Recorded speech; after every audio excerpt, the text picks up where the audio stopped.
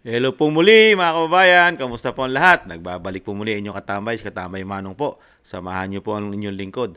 Magkomentuhan po tayo mga kababayan. Sana po nasa mabuti po tayong kalagayan. Kahit po napakahirap ng buhay sa bagong Pilipinas mga katambay. Napakamamahal na bilihin at syempre po napakahirap makakuha ng trabaho. Talagang ganun po. Mahirap po talagang mabudol mga kababayan. Magandang umaga po muna, tanghali, hapon, gabi, madaling araw po sa atin lahat. Saan man sulok ng bansa o mundo tayo naroon, naway maingatan po tayo mga kababayan. Ito po, komentuhan po natin mga kababayan. Ang Pangulong Marcos po ay nagsalita na naman po sa kanilang campaign rally po. Ito mga nakaraang oras lang po mga tambay. Hindi pa talagang press na press pa sila nung nangyari po sa Mindanao, di ba? Sa Davao del Oro, del Norte mga tambay, at syempre po sa Iloilo. Talagang ang mga tao ron ay sinasabi ay sila ay nagutom mga tambay. Nabudol daw po. Walang nangyari. Pakinabang yata mga tambay. At syempre po, pati ang ating mga kapulisan ay nagamit pa ron mga katambay, pamparami daw ng rally. Ngayon, nagamit din po kaya ang pulis natin sa NCR, lalo po dito sa Pasay. Sa Pasay City po, nagdaos po ng campaign rally.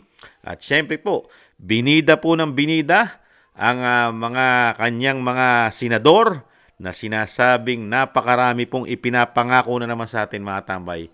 Parang yung pangako na nambubudol na naman yata sila mga kababayan.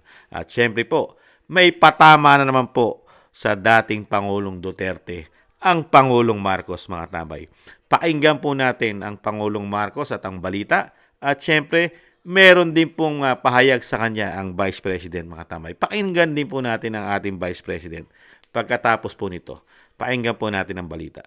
Binigyang diin ni Pangulong Ferdinand R. Marcos Jr. ang kaibahan ng senatorial slate ng administrasyon na alyansa para sa bagong Pilipinas sa ibang kandidato para sa 2025 elections.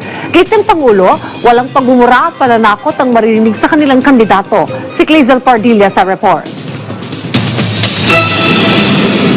Sa Metro Manila naman sumentro ang kampanya ng Alyansa para sa Bagong Pilipinas kahapon. Pero bago ibida ni Mga tambay, interrupt lang natin. Sabi daw po sa Alyansa, binida daw po na talagang napakababait Walang nagmumura mga tambay. Pero marami pong magnanakaw naman.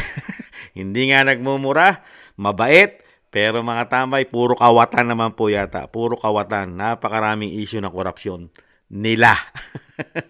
Ferdinand R. Marcos Jr. ang 12 pambatong senador ng administrasyon sa Pasay City, hirit ng Pangulo. Bago po tayo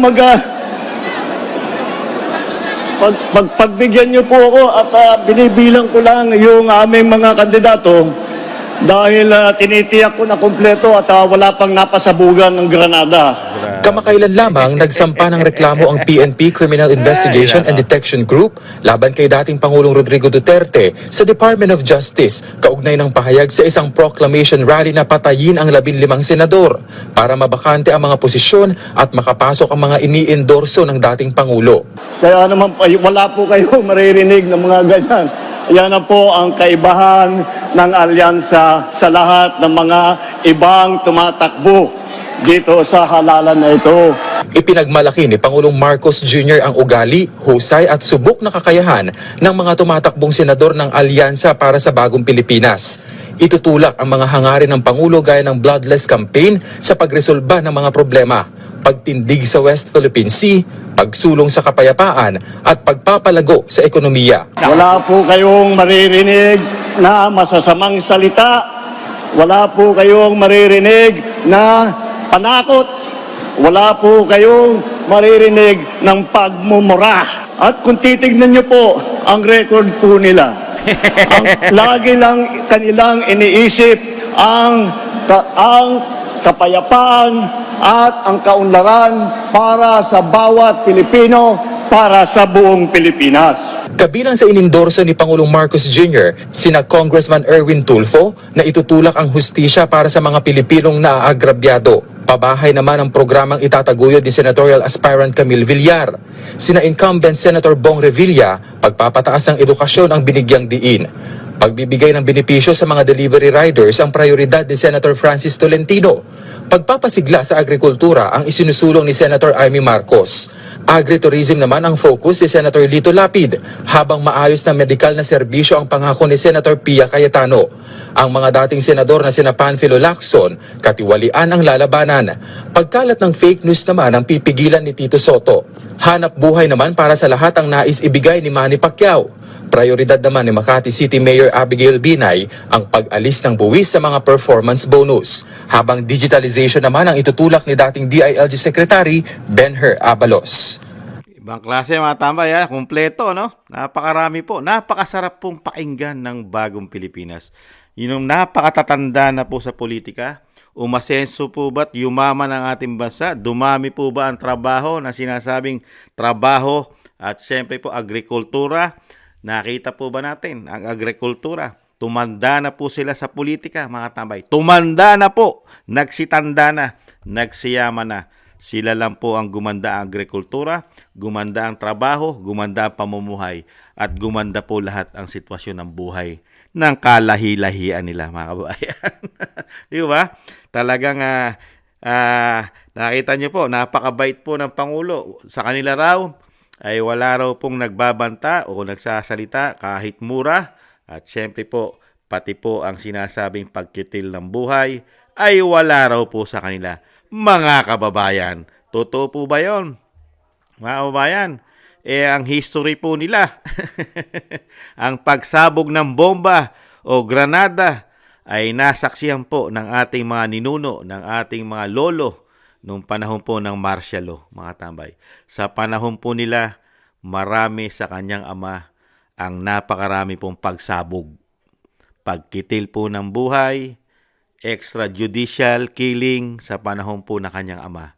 Kay dating Pangulong Duterte po ba, naranasan po ba natin ang napakarami pong pagkitil ng buhay galing mismo kay dating Pangulong Duterte? Maliban po sa sinasabi nilang pilit po nila sinasabing madugo, karahasan ang war on drugs.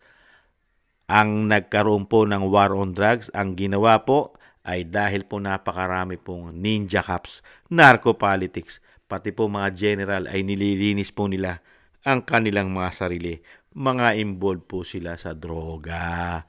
Kaya po ang sinasabi nila extrajudicial killing sa war on drugs, sila rin po ang may gawa nun. Ang mga kawatan, tiwaling mga pulis, general, mga politiko na matakot na mabunyag ang kanilang mga masasamang gawain at lihim. Di po ba?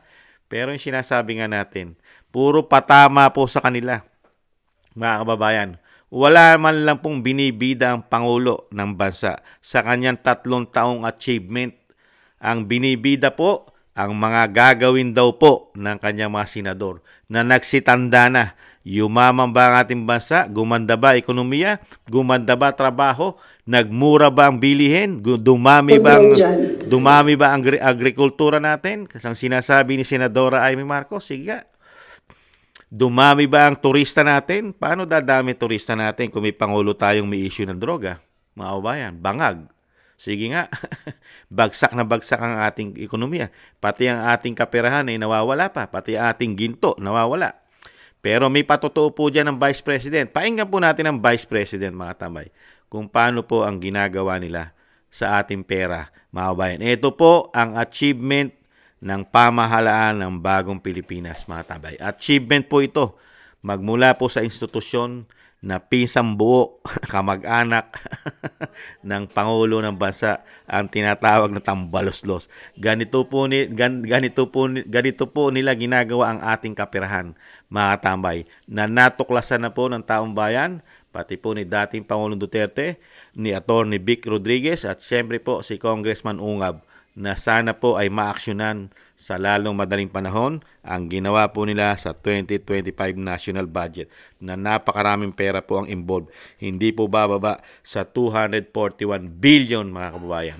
Kaya dito po, sana masilip din po yung 2023 saka 2024 national budget natin, mga tambay, dahil ginagawa pala nila ito. Ayon na rin ito sa pakikinggan natin kay Vice President. Pakinggan po natin si Vice President, mga tambay. Sinabi ko na yan, 2 tao lang nagkokontrol dyan. Ulitin ko lang mabilis. Si Zaldico, Martin Romualdez. Kita natin yan. Tingnan nyo ang NEP, tingnan nyo ang GAA, tingnan nyo ang tingnan nyo ang NEP, tingnan nyo ang GAB, General Appropriations Bill, tingnan nyo ang GAA. Makikita ninyo ang galawan dyan. Hindi na siya kailangan ng expert. Sundan nyo lang kung ano yung nagbabago. Anong isa pa? Na-proof ko dyan, yung AKAP. Diba? Nagtalo sila sa AKAP. Sinasabi ng mga senador, hindi naman namin nakita yun noon eh. Sabi ni Zaldico, o diba? Pinirmahan nyo, digital signature ninyo, pinahiram ninyo, pinirmahan nyo yan. Andun yan. Wala nang bycam na nangyayari. At sa akin lang, presidente ka, diba? So you have the full cabinet of experts, finance experts, nandyan sa iyo. So nakikita nila, diba? Oh, President, Mr. President, ito po yung net natin. Pero pagdating po sa GAB, ganito na po yung nangyari. Di ba magtatanong ka na, ano nangyari? Bakit naging ganito? Diba? O ako lang ba yun? Well, kung ako yun, ganun. Ano nangyari? Bakit ganito na ang GAB? Pagdating ng Senate, wala nangyari. Tingnan nyo. Bakit ganito na? Pagdating ng BICAM, diba? Merong daming insertions. Walang paper trail and then suddenly sa BICAM nandoon na. Uy, di ba magtatanong ka? Bakit ganito? Ano nang ginagawa sa budget? Pero hindi mo nakita yun Hindi ko lang alam kung alam niya. But there is an expectation that alam mo kasi ikaw ang nag-submit ng NEP ay nakita mo kung anong lumabas sa GAA. So there is an expectation na alam mo kung anong nangyayari sa budget. So, merong president na, okay, ito yung NEP. Then, after a few months, okay, ito yung yung wondering kung alam niya kung ano nasa page 2. Ayan mga katambay, yan po ang binigay na achievement po sa atin ng Pangulong Marcos. Mga katambay, puro po kapalpakan at parang sindikato po ang ginawa nila sa pera natin, mga katambay. Sindikato po, mga katambay. Nakita niyo po, mismong Vice President, mga katambay, matagal niya na pong alam bakit po pinag-ubra ng Pangulong Marcos yung sinasabi pong General Appropriation Bill. At dito po nagkakaroon ng problema sa Bicameral Committee, Conference Committee nila, yung report. At syempre pagdating sa GAA, mga katambay, na naging gago. Yan po ang achievement nyo po, Mr. President, na sana po ay yan po ang dapat nyo pong sinasagot sa taong bayan. Bakit po nag-uubra sa inyo? Nag-uubra po sa inyo. Bakit po ba? Magkakasabwat po ba kayo ng Senado, Kongreso? At ngayon po ay muli na naman po kayo humaharap sa taong bayan para humingi ng boto para sa inyong bagong Pilipinas na mga senador, mga kababayan. Pero ang ating pera ay niwawalang hiya po yata nila, mga tambay. Ayon na mismo sa Vice President kung paano po nila niwawalang hiya ang pera ng taong bayan. Yan po ang achievement na napakalaki. History po yan. Ang kontrolado po nila ang pera natin magmula po sa Palasyo, Senado at Kongreso. Kaya nga po gustong-gusto po nilang ma-impeach ang Vice President dahil po napakalaking tinik po sa kanila ang Vice President. Dahil pagka ang Vice President ng Pangulo marami pong pupunta na naman ng Hawaii, mga kababayan. Baka magpunta na naman ng Hawaii sa dami po ng anomalyang korupsyon na ginawa nila sa loob pa lang ng 3 taon, mga katambay. Lalo-lalo ang pinsan Tambaluslos daw. Mga kababayan, ngayon, dinadala naman po tayo sa kampanya na pambobola na parang wala silang ginawang anomalya, kasamaan sa ating pera, na usapin na po ito. Nasa Supreme Court na po, mga tambay.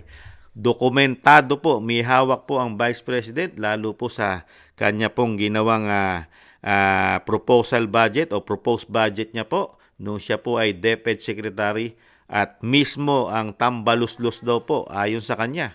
At pati po ang saldi ko, tinamnan po ng mga extraordinary how many billions yung kanyang 2023 at 2024 sa DepEd budget, mga tambay. How many billions. Kaya po, napakarami pong hawak, mga tambay. Pero never po yan itatakel o pag-uusapan o sasabihin ng Pangulo, mga tambay. Paano niya ipaliliwanag sa taong bayan? Kumpleto na po na hawak na dokumento ang Vice President. Pati po si Congressman Ungab. Si Attorney Rodriguez at si dating Pangulong Duterte, si Attorney Vic Rodriguez, mga tambay. Kumpleto na, mga tambay. Paano niya mapasisinungalingan ito ni ng ating Pangulong Marcos Jr.? Saan lang po dinadala ang kampanya, mga kababayan? Saan lang dinadala ng Pangulong Marcos ang kampanya niya? Saan po? Sa mga issue ng pampasabog. Napakabait daw nila, mga tambay. Wala kang maririnig ng masasakit, masasamang salita sa kanila. Pero marami kang matutuklasan naman. Korupsyon sa kanila. Wala kang maririnig na masasamang salita at sinasabing pampasabog, pero marami ka naman makikita at maririnig at matutuklasan ang taong bayan na isang damukal na anomalya, korupsyon, pera ng taong bayan, pati ginto. Mga kababayan, magising na po tayo. Mahirap po kasi maging mabait, mga tambay. At sana mangyari din po ito, mga tambay. Mangyari din po sana sa atin yung nangyayari po sa Amerika. Kasi sa Amerika po, mga kababayan, ay ang Pangulong Trump ay nag-atas na po. Ang Trump po ay nag-order po. Ang Pangulo ng Amerika ay nag-order po, mga tambay. Ito po ang order ng Pangulong Trump. Ito po ay kumakalat po. Trump order full audit for the members of the Congress, mga tambay. Gusto niyang nag-order na po siya. Nag-order po ang Pangulong Trump na gusto niyang ma-audit ang lahat ng miyembro ng Congress sa Amerika. Mangyari din po sana sa Pilipinas, mga tambay. Ang presidente ng Amerika, ayan po, mga tambay.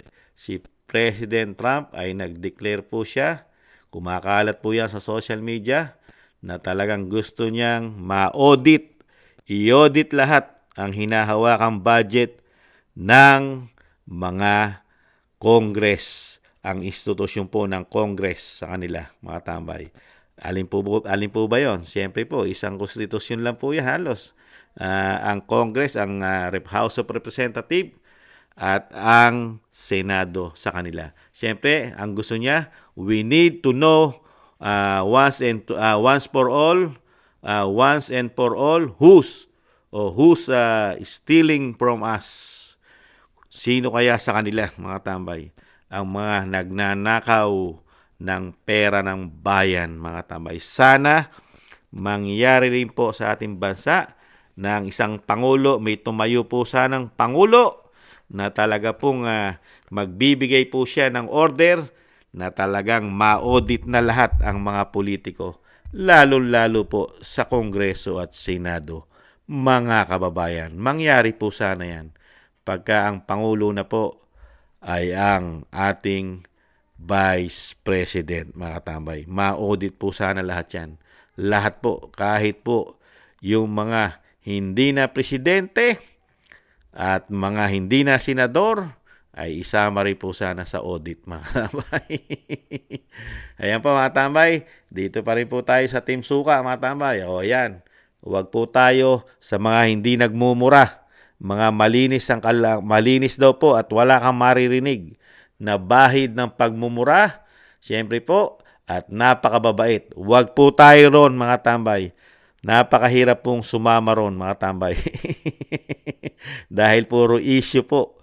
Issue ng pagpapayaman ang makikita po natin doon, mga kababayan. Dito po tayo sa nakapagmumura at nakapagsasabi na hindi maganda dahil po sa nakikita pong pagpapatakbo po nila sa ating bansa. Talaga pong sasama ang loob mo, mapapamura ka, mga kababayan, sa ginagawa nila sa ating kapirahan. Sino ba ang hindi mapapamura? Na puro korupsyon, pagnanakaw ang ginagawa sa pera ng bayan. Kahit po sino, mapapamura. Dahil ang taong bayan ay hirap na hirap, napakamamahal ng bayarin, bilihin, napakamamahal, presyong ginto na, at napakahirap humanap ng trabaho. Sino ba hindi mapapamura? Tapos malalaman mo ang bagong Pilipinas, puro korupsyon, pera po ang pinag-uusapan, puro trillion, billion, hundred of million, pipirma ka lang sa Kongreso, pipirma ka lang para sa impeachment, pera ng maliwanag ang issue, mga tambay. Paano ka hindi mapapamura?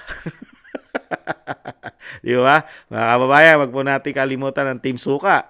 Tambay, nandiyan po sila Atty. Bondok, number 10 po.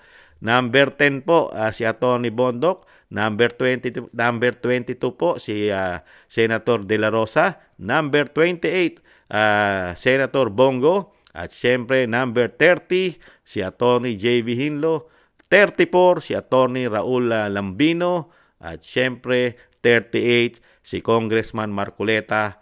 At siyempre po, si Pastor Kibuloy ay 53, number 53. At number 56 po, si Atty. Vic Rodriguez. At siyempre, number 57, si Philip Salvador, mga katambay. Ang Team Suka po, mga katambay. Ayan po, mga kabayan. Maraming salamat. At wala po tayong mapapala kahit anong gawin ng Pangulong Marcos. Ay bistadong-bistado na po siya ng buong Pilipinas at sa buong mundo na may OFW. Ipaliwanag mo po, Pangulong Marcos, sa taong bayan. Number 1, saan nyo dinala ang ginto? Saan nyo binenta? Sino ang bumili? At saan nyo nilagay ang pinagbilan? Di ba? Mga kabayan, kasi yung issue po kasi sa PhilHealth ay nasa Supreme Court. Yung issue po ng pera ng bayan, 2025 national budgets, nasa Supreme Court na po. Hintayin na lang po natin ang desisyon ng Korte Suprema. Sana po dumating din po ang issue at dalin din po sa Korte Suprema ang pinagbilan po o sinasabing paglipat po ng PDIC, how many billions, SSS, GSIS, at marami pang iba katulad po ng investment po nating Maharlika Investment Fund. At sana rin po maimbestigahan din po. Sana ang flood control po, mga kabayan. Yan po ang mga achievement po ng Pangulong Marcos na gustong-gusto po natin yan maimbestigahan. Kaya mga kababayan, bobo na lang po. Bobo na lang ang hindi maniniwala. At tanga na lang po. Tanga na lang ang hindi nakakita ng kanilang mga ginawa. At syempre po, bulag na lang ang hindi rin nakakita ng mga korupsyon sa ating bansa. Alam din po naman ninyo kung sino yon, di ba? Una-una, nakikinabang. Pangalawa, mga korap na politiko. Pangatlo, siyempre po, yung mga ganid sa kapangyarihan. At siyempre, may pang-apat pa. Mga drug addict, drug lord. Mga korap, mga kriminal. Di ba, mga kababayan? Yan po, hindi po nila makikita yan dahil pumapabor po sa kanila yan. Mga addict. Di ba? Maraming salamat po, mga kababayan.